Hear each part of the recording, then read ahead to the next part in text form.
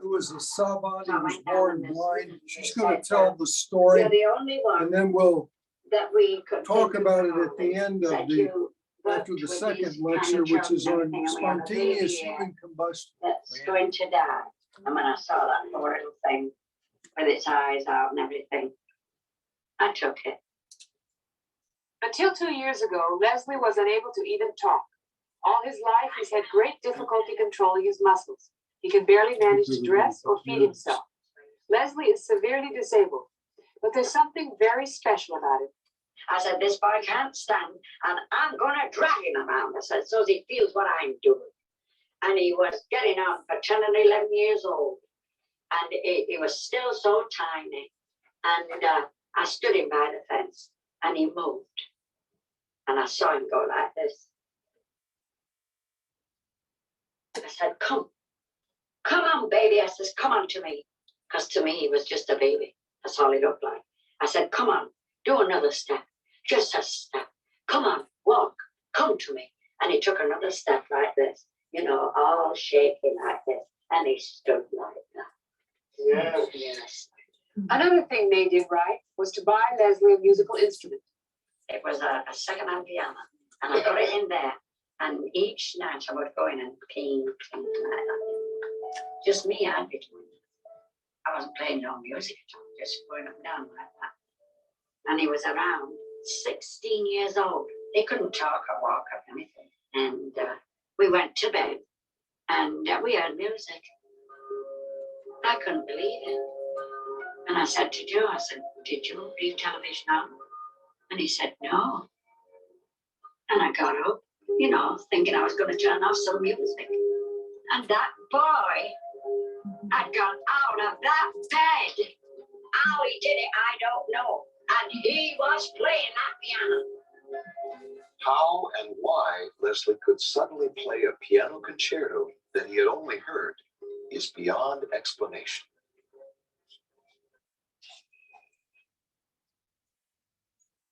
Joseph and Mary have an adopted son, Leslie. When Leslie came to them, he was not yet 6 months old. He is now 29. Leslie is severely mentally handicapped. He also has cerebral palsy, and his eyes are gone, surgically removed in the first few months of his life. And the wonderful thing that happened through Leslie. What did Leslie look like the first time you saw him? What did he look like? He looked like a withered little piece of humanity. Eyes, gaping eyes. No, eyes that just took him out. And the poor little thing like this, just shriveled up in a ball. And skinny and thin. Did you check with doctors at all? Yeah, they said they couldn't do nothing. He's going to die. I said, I shut up. Get out. He's going to die if he's with me. I said, nothing ever dies that comes to me. And I said, someday you'll be something. First rate person. Could he feed as a baby? How did he get nourishment? No, everything I had to put into his mouth. And I even had to push it down. The child had no sucking in his mouth at all. He couldn't suck or move the mouth. So I just took my finger gently, pushed it down into the throat. And then I could see it would be going down. But it would be doing it on its own. So there wasn't no movement in it. You actually taught him how to suck? Sure. I was stuck on his cheek. I'd go like that, right close to his mouth. And it was pretty near a year old before he could do that. No sounds, no noise, no movement. Just laid there, just like a little bit of flab. That's all. You must have spent a lot of time holding him. I did. Cuddling him. Sure, I did. I would lay him. I said, dear Creator, in the name of Jesus, I said, let this little bit of flesh know that it's loved and wanted. And it was a long, how many years was it, Joe, before he made a movement? Quite a few. Yeah. I understand when Leslie was 7. 7 years passed. 7 years of caring, of unconditional love. Leslie still couldn't stand. Tell me about trying to teach him how to walk. How did you teach him to stand? By dragging him around tight to me. I had a leather belt That's why I'm still little in here. I have to show you how I did it. I made a leather belt like that. And we had 2 loops on it, which Joe fixed. So the little baby hands could come through and I could hold it. And he was all flat then. And I dragged him around in this front yard here. Dragged him around for 3 years. 3 years. And then finally I tried him. I made Joe. How did he sit? How did he sit in a chair? Right with. He had to prop him up and tie him up because he had nothing to hold him up. And I got Joe. I said, Joe, you take him in the lake now. Swim with him. Plus the kid was getting pretty old by this time. He was between 10 and 12. And I said, take him in the lake. I said, he ain't doing nothing. I said, you pump him up and down in the water. Like a child that would jump up and down. And so he did. I put that fence up. But first I consulted all the neighbors. I said, this boy is now going to begin to learn how to walk. And I said, I need that fence for them. They would take him from the water, wrap him in towels, dry him off, and then try to prop him up by the fence. And he promptly flopped down. Then one day he showed the tiniest sign of movement. He moved. And he stood there like that by himself. And I got that picture real lively. And then he flopped right on his back. That's the way it was all the time. Till finally he got up by the fence, pulled him up, but he was 12 years old before he pulled himself up there. But he just stood there. He couldn't walk. But we watched and waited for it. It took Leslie 3 long years to learn to take a few steps holding onto the fence. By then he was 15. At 16, he could stand by the fence, but he couldn't stand alone, never mind walk alone. And he had never spoken a word. And then came the day of what May calls the miracle she had spent 16 years praying for. I said, please, dear Creator, do one for me, please. And we had gone to bed.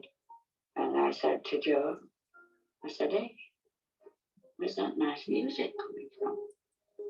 And it was soft and nice, but it was real music. And I said, did you leave that television on? He said, no, I didn't. And I got up. It was dark, about 3 o'clock in the morning.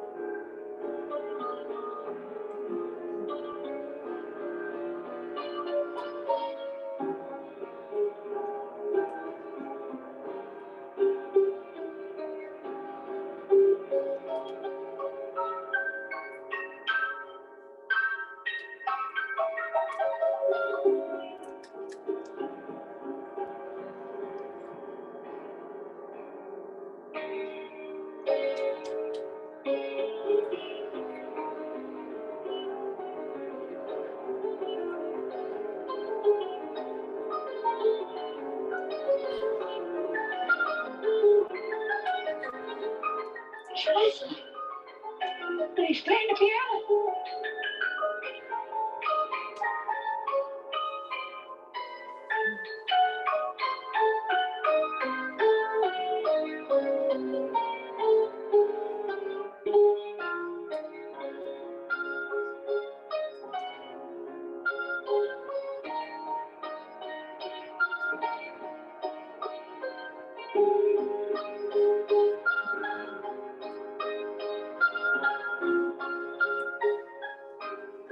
May grabbed her camera and snapped this picture. It looks like an angel, doesn't it?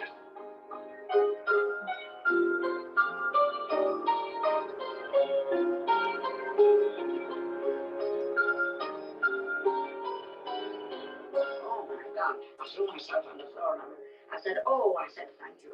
I said, thank you. Oh, thank you, dear Creator. I said, you've really made a miracle this time.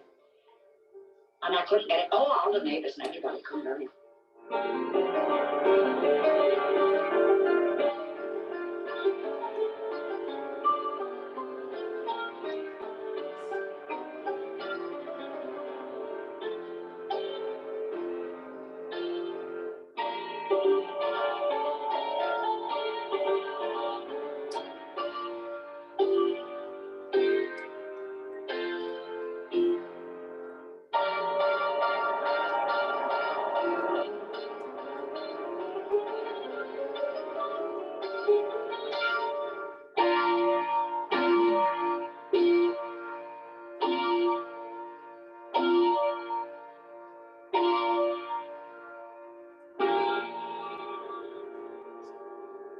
Oh, how beautiful it was. Look, a child that had never moved. Couldn't talk, couldn't move the hands and look at them. Right to that piano. He sits and plays.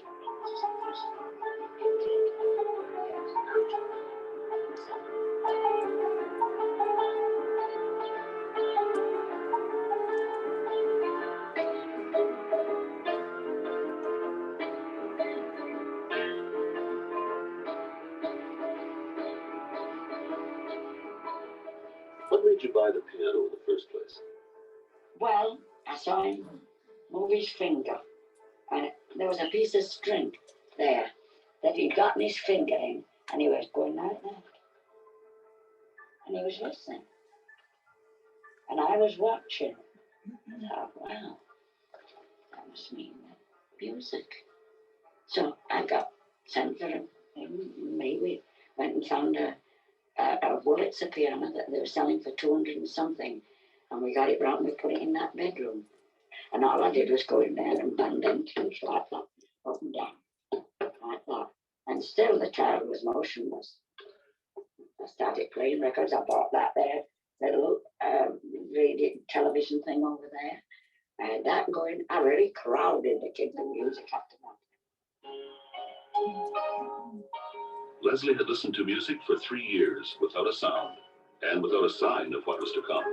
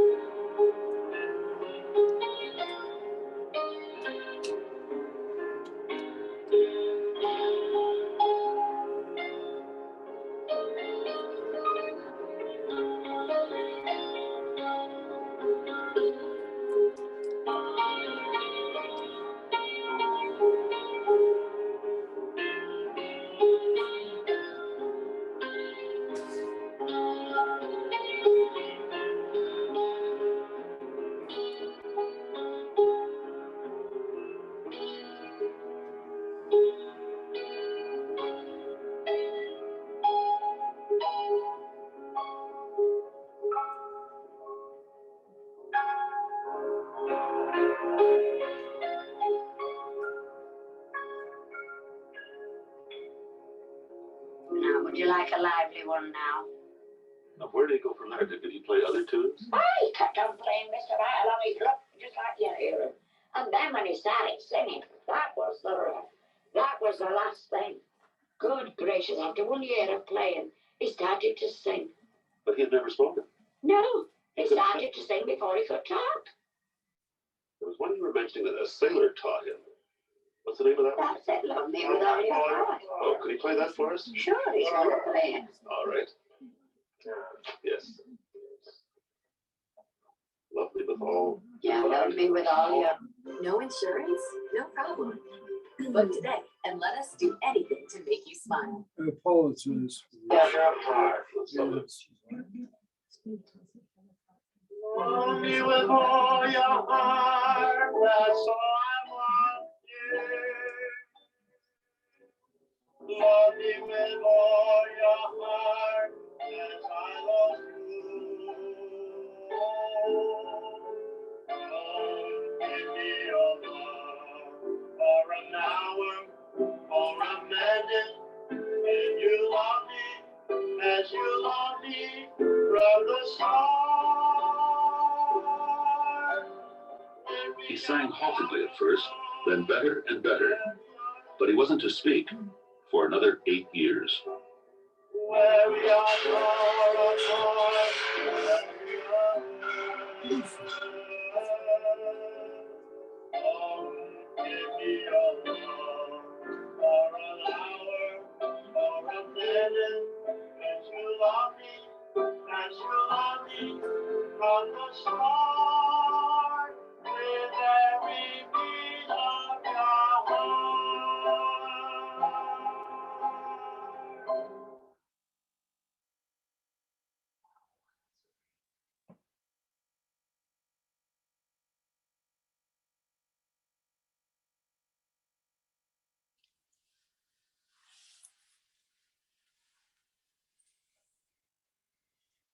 Okay.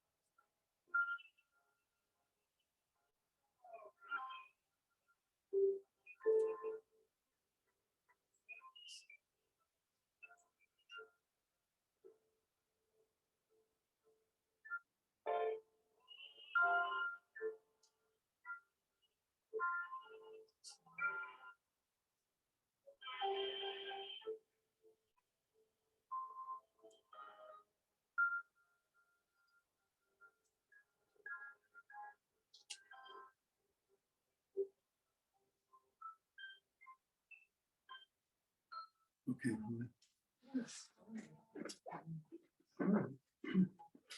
Put the camera here. Okay, I wanted to introduce the film. We started prematurely. And so we jumped into it, but I wanted to explain something very significant here.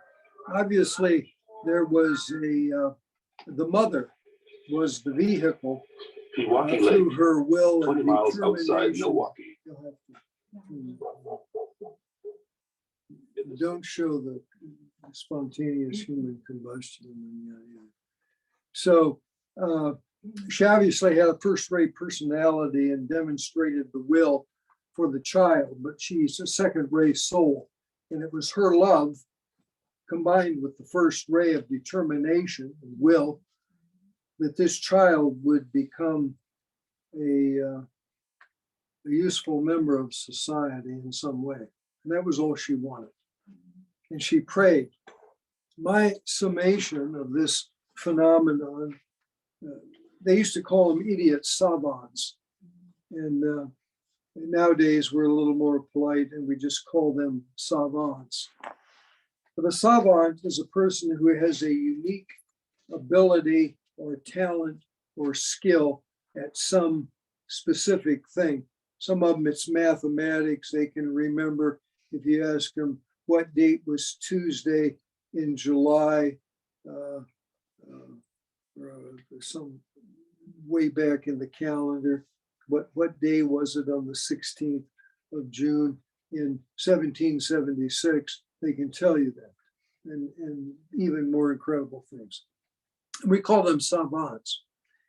Now, there may or may not be a relationship between what we just saw with the savant Leslie Lemke and what our next vignette is, which is involves the mystery of spontaneous human combustion. Let me say this. I feel that this child in some past life had some skill. It was maintained as science has now proven what Blavatsky talked about 150 years ago, the transmigration of life forms. And what it is really referring to is it's referring to the reincarnating permanent atom, which is composed of Atma, Buddhi, and Manas, divine will, divine love, and divine mind. But I believe that a muse, Musenites, the Greeks used to say, overshadowed the boy, the man, the young man. And the combination of the mother's will and determination and her love allowed the prayers that she prayed to be answered through what we call in the esoteric muse, the muse. I always said that Bob Dylan was periodically overshadowed by a muse. When he was asked about where did he get that stuff, the people implied that he was a vehicle for some higher force. Of course, he vehemently denied it. And then somebody sent me a video where Dylan, who doesn't know anything about that stuff, said that he believed that it was the devil, but it was really the opposite. But anyway, that's Bob Dylan, whose name, interestingly, is Bob Zimmerman, which was my brother's name and my father's name. And Bob Dylan has a brother named Dave, who's the same age as me, and Bob Dylan was the same age as my brother. Anyway, this is neither here nor there. The significance of this, to me, is incredible. It shows overshadowing, which is a technique that will be used by higher beings in the coming new age. I've had experiences with overshadowing in my own life. Sometime I'll tell the stories of being overshadowed by probably a Nirmanakaya, since my horoscope shows that in the 10th house. Anyway, it's an interesting phenomena. It is inexplicable by science, yet it happens. He is one example of many. of the savants. You can Google savants and you can see the incredible range of mysterious skills and talents that people have, inexplicable by scientific conjecture. Now, the next thing we're going to see, and I believe there is a correlation between the two because it involves the reincarnating permanent atom, which, as I said earlier, Blavatsky called the transmigration of life forms.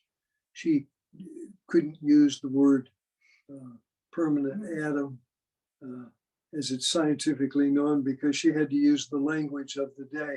It was a restriction that was put upon Blavatsky. The teachings, the esoteric teachings as they're given out, they have to be reflective of the time and the age that they're given out in. The teachings of Blavatsky are very different in certain respects to the teachings of Alice Bailey, who was a product of the second outpouring. It was the prophecy said there would be 3 outpourings. So we believe that the third outpouring has already been given out. A portion of it is through quantum physics, but it's also through, I believe, the man who was my teacher, Douglas Baker, in England, and perhaps a few other peripheral people. Anyway, what I want to do now, Julio, with your help, is to get the newspaper articles for the spontaneous human combustion, and we're going to talk about that. I became interested in this in around 1982 when a lady who I read an article in the Chicago Tribune had been consumed by fire as she was walking across the street. Spontaneous human combustion is a known phenomenon, and even what was his name, the English author, Christmas Carol, Dickens, Charles Dickens. Charles Dickens wrote in one of his stories about spontaneous human combustion and how whatever her name was had been consumed by fire.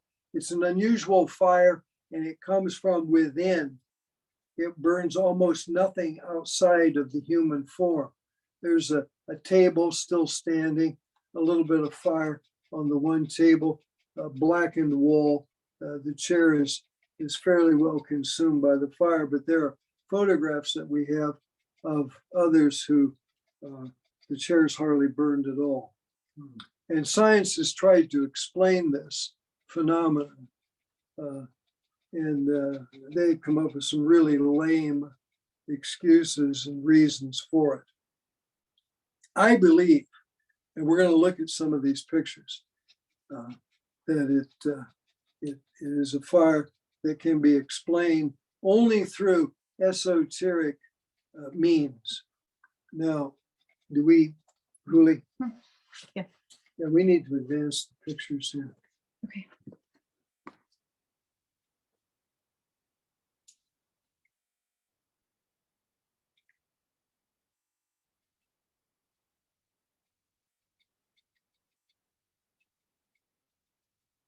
Yeah, click on this chair here if you can for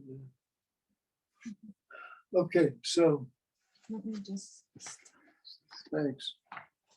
So here's an example here of the victim's feet survived the fire. The back of the chair is hardly burned at all. These are police photographs. There's a number of these. You can go Google it. And it's not unknown. It is rare, but these fires take place. My belief is that there's a correlation between the fire. I asked a person. I lived in Africa for a short time with very mystical people who claim to have contact with the spiritual hierarchy, certain members of the spiritual hierarchy of the planet. And that the gentleman, his name was Dr. Joseph Busby, was a New Age experiment that the ascended masters were using his throat chakra, and he would speak each one of these men, and the voice was different. It had a different tone, inflection, accent, and it was one was the English master. I think one he said was Saint Germain. Whether you believe it or not, I don't care. I witnessed it. I was with them. You could feel the energies. I've seen him lecture to groups of hundreds of people. And when he was finished, everyone in the room would be sobbing uncontrollably, that the vibration of the room was so high and so powerful that it left people emotionally in a state of euphoria, some in disbelief, but in a good way. And I asked him about the phenomena because this article I had read in the Chicago Tribune had just, I had just read it a few weeks before I met Dr. Busby. And a woman was crossing the street. It was in the fall. She had on a mink coat, and she was consumed from a mysterious fire from within her body that did almost no damage to her fur coat. It was in the Chicago Tribune. It may have been in the Indianapolis Star as well. I used to read both papers. Seems like it might have been. Anyway, so I said to Busby, what on earth would ever cause a thing like spontaneous human combustion? He said he didn't know for sure, but he thought, and I think he was right, that the reincarnating permanent atom in that lifetime had so totally either expressed itself or failed to express itself, that it sought to end its linkage to the individual, either for good or bad reasons. I'm not going to pass judgment because there's many stories, which I'll tell you in just a minute, one or two of them. So the fire, the permanent atom, the Anu, is connected to the left ventricle of the heart, the seat of the soul. It's not in the pineal gland, not in the pituitary body. It's in the heart, where you would expect it to be. I always get all these new age guys, you know, they're 20 years old and they've read a couple of books and they got all the answers. And it's all about the pineal gland. And it's all about the pituitary, primarily the pineal. And that ain't it. The initiative knowledge tells us, and Baker writes about it in his books, medical books and other books, that the soul, the seat of the soul is in the heart. Anyway, we have a bunch of pictures here of different images. Try to see if we can get a few of these just down.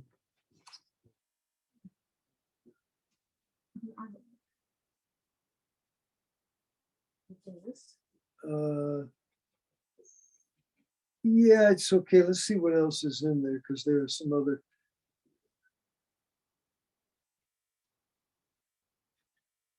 And we didn't even look through all those.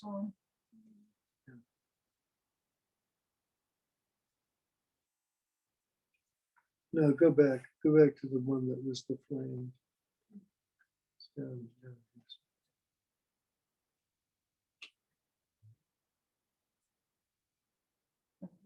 Yeah, click on that. That's okay.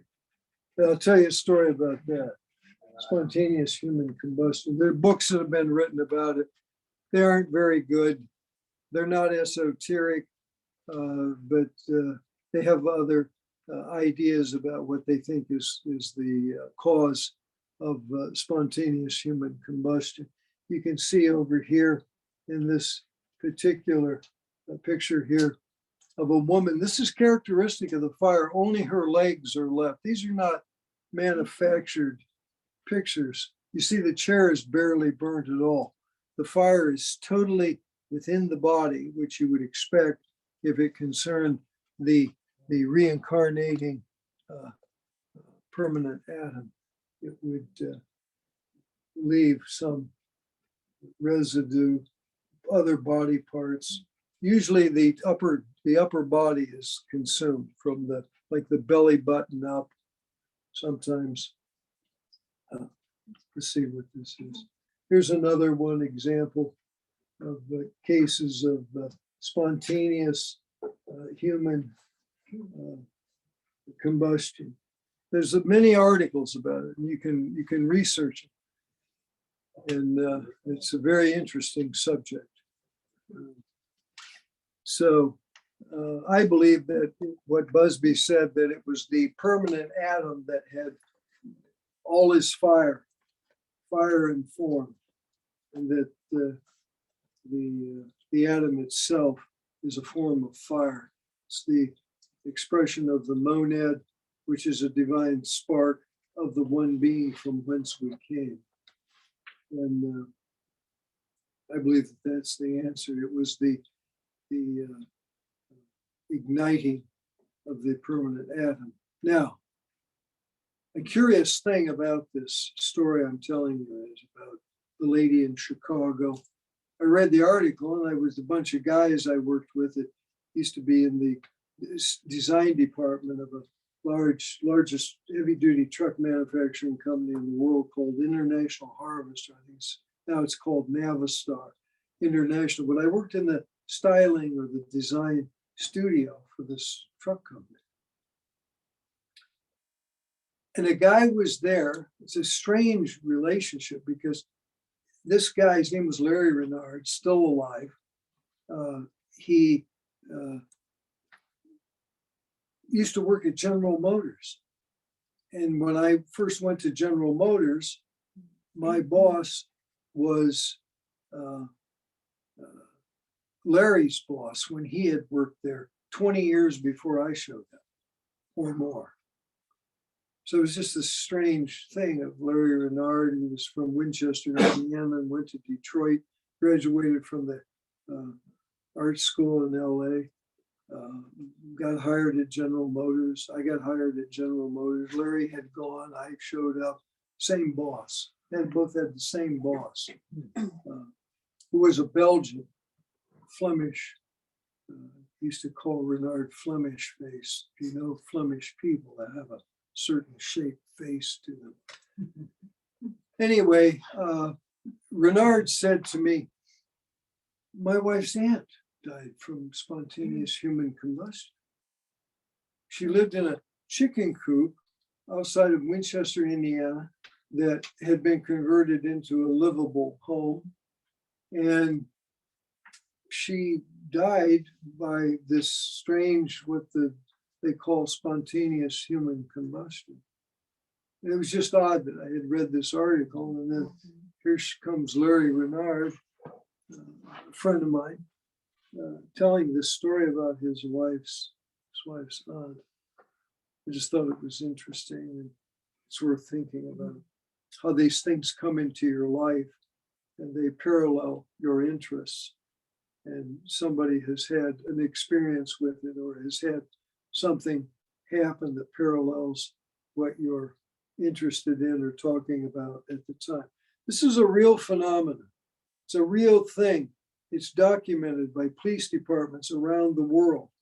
I don't know how many years it has existed, perhaps from the very beginning of human existence. But there's a lot of pictures you can see here on the screen. I'm going to turn that camera towards the screen. Here's the story of Dickens right there. We'll flash on that. Let's do that. There. This was a picture that was in one of Dickens' books of a woman who had died from spontaneous human combustion. Yeah. So there are a lot of stories, a lot of these. It's not unknown, I'll tell you. It's not unknown. Let's see.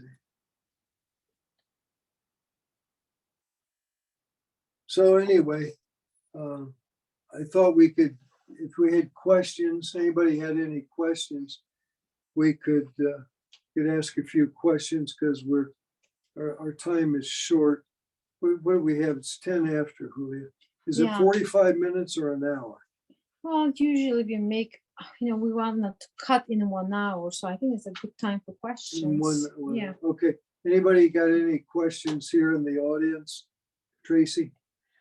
The Savant, we'll go back to the Savant. The Savant, yeah. Is that pretty much, we're looking at atavism? It's involved. Atavism is Yeah. involved because the permanent atom is involved. The reincarnating permanent atom, which has a memory aspect to it. Yeah. Yeah, so the boy may have had musical gifts in a previous life. It may be that fact alone made it easier for the muse Eunides, to overshadow him, but certainly the mother's love and her will and determination factored into the equation. Probably attracted the muse. Exactly. Right. Exactly. That her dedication to this child that nobody wanted, he wasn't perfect, so nobody wanted him. And there you go. I mean, it's just a really extreme case. It's a really extreme. It's not like some guy who can remember dates and numbers, mathematical equations. This was a child that was an absolute vegetable. It brings up an interesting thing too, and I gave a lecture one time at Olivet College on Mongolism, on retarded children.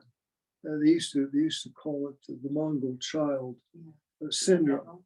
And so what happens with those people is the reincarnating permanent atom has suffered perhaps several lifetimes of very stressful mental incarnations, and the soul seeks a respite, a period of rest. And so it incarnates into this body that is incapable of mental stress. It's incapable of mental stress. It incarnates into the Mongol child, the special needs child. So it's worth thinking about. But that was Baker's explanation for it, and it makes a heck of a lot of sense to me. Yeah. What do you think about things like, I know this is kind of changing the subject a little bit because you brought up the Mongol child and that with genetics and the things that they're coming up with, there may be a time in the very near future where we'll have a choice. You won't have to have like a Down syndrome child or anything like that, Do you think that's the progression of that humanity's going, in that soul that normally would have seek that experience will seek it on a different planet or in a different? Yeah, it could easily. Yeah. You think? If it requires it and it's not given it, what does the soul do? See, so we may have to wait until opportunities on the earth chain of evolution open up, and they can then incarnate into that type of a vehicle, or they can evolve in another planetary chain, maybe where those opportunities exist. I don't have the answer for that. No, I can only speculate on it. I have one more question. Yeah, one more. And then I'll leave you alone. All right. The spontaneous combustion. Spontaneous combustion. Because Yeah. there's been several all over the world, like you had mentioned. Has there been any correlation, anything in common that each one of those individuals that spontaneously combusted, was there any common thread anywhere? Science, it's a good question. Science tries to draw these correlations together. Oh, they were all alcoholics. Their bodies were polluted with alcohol, or they're all the majority women. They'll have some explanation. See, it's the fat in the body that's burning up at a low temperature. see, because they don't know anything about the permanent atoms, what the Right. permanent atom consists of. So they're incapable of anything esoteric or really deep and profound. It's all real basic stuff. That's why I'm wondering in the physical, Mhm. because it would be in the physical body that they, or a mental attitude or something, or a Yeah. mental illness or something. Right. That's why I just wondered if. Yeah. there Yeah, was- they give scientific reasoning if you read these articles, Oh, do and they aren't very good. Okay. They aren't very good. No. I just wondered, that's why I Reasons. asked. Yeah.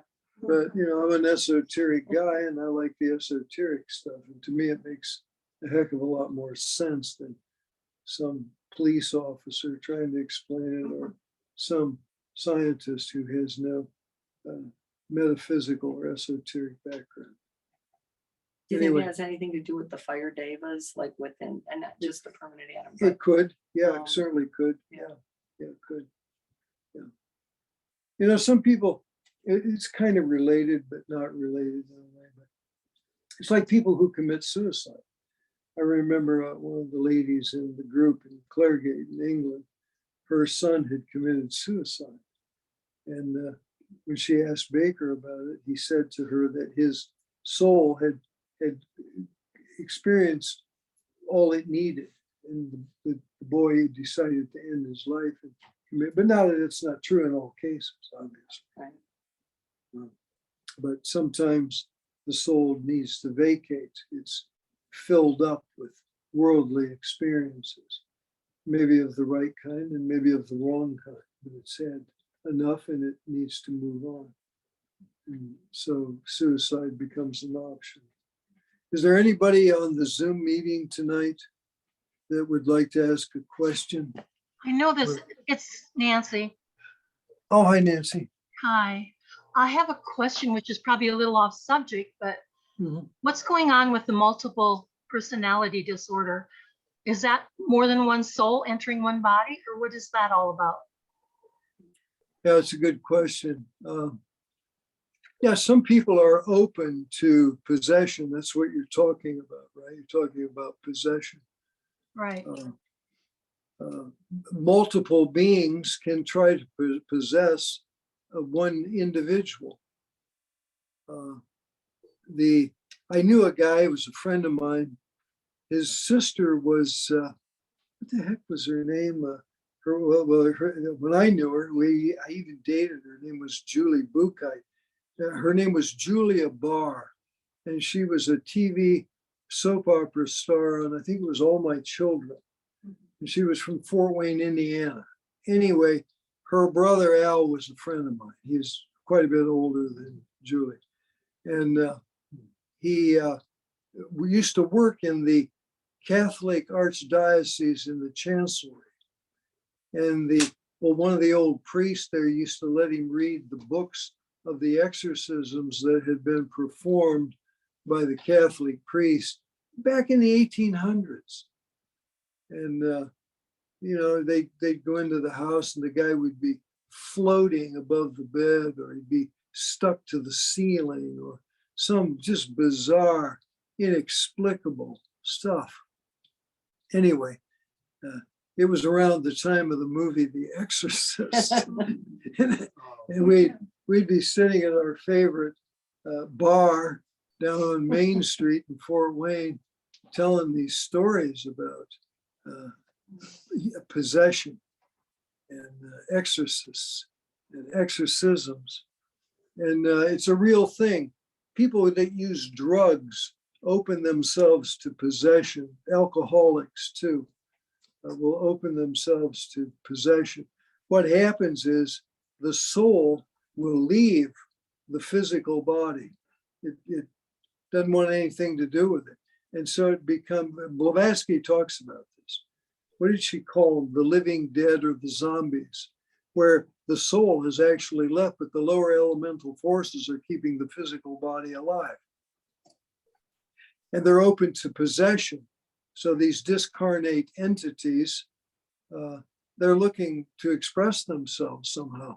A lot of these really violent mass murders are people that have been possessed. When I was one of my most famous life stories was the time I met Richard Speck, the Chicago mass murderer. He killed 8 Chicago nurses. And he was in Indiana. He came into a filling station where I worked in my little hometown. He had a sister who lived in Northwest Indiana. I lived in Northeast Indiana. He came up State Road 3 to get to State Road 6, which ran east and west. State Road 3 ran north and south. And he, I'm not going to tell the whole story, but he was very violent even then and had threatened to kill me. I was 16, 17 years old, I think, at the time. And the guy that ran the filling station was a tough old Korean War veteran who told me how worried he was that this guy was really going to kill me. And he told me he was going to kill me. And all I did was ask him a question: "Where are you going?" I said, "Hey, where are you going, man?" Just walking down the road with a suitcase. He had a big suitcase. And it's known by the police. It's documented that he was in Indiana at that time, but nobody knew where he was.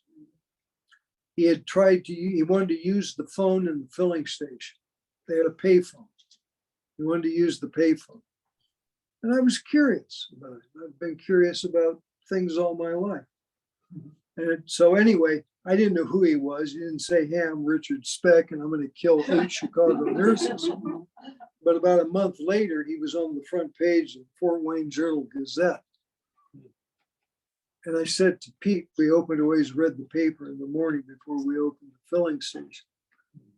I said, "Pete, that's the guy that was in the driveway that threatened to kill me." And he looked at him and said, "God, you're right."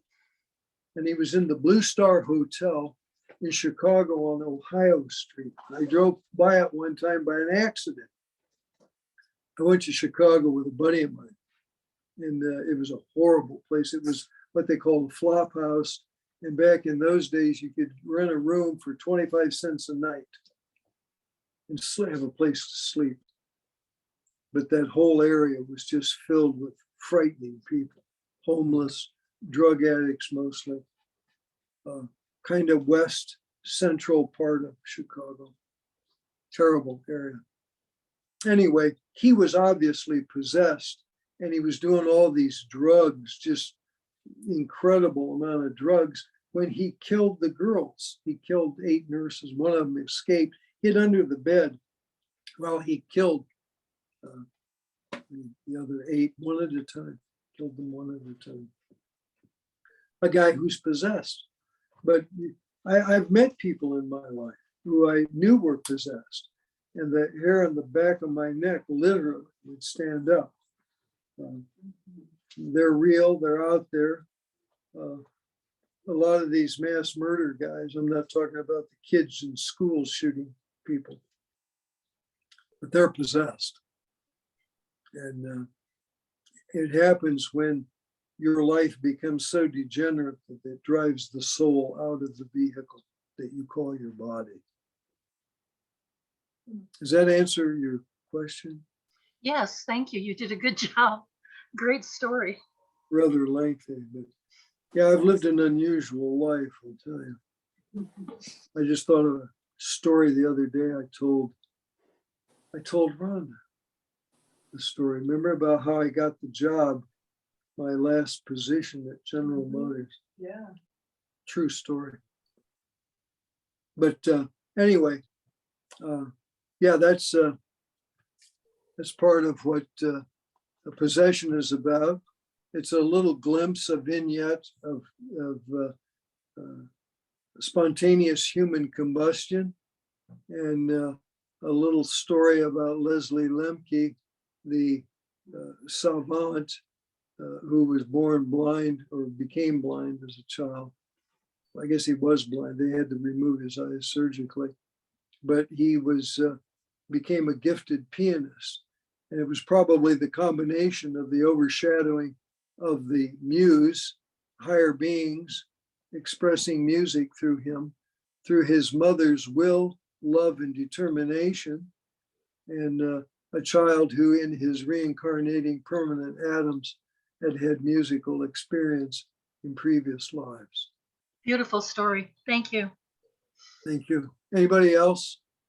Any Zoom participants that have a question? Anybody here in the room tonight? Okay. That's a lot to take in, but it's worth thinking about. And we're talking about things that almost nobody on the planet is talking about, and certainly from an esoteric perspective.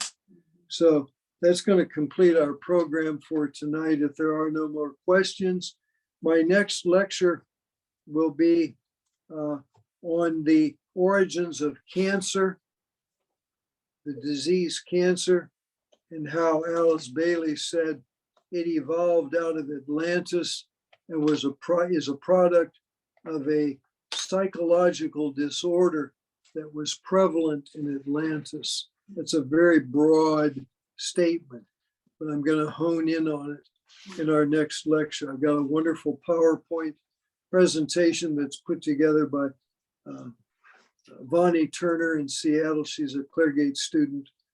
I sometimes think she's mentally linked up to me, and she does. I tell her a few things that I want, and she puts these gorgeous PowerPoints together. It will be a scintillating lecture, I guarantee you, and a whole new perspective on the problem of the disease of cancer. So with that, ladies and gentlemen, we'll complete our evening. We can, I guess, turn off the computers and the phones and the iPhones. Thank you, David. Right. Thank you, David. Thanks.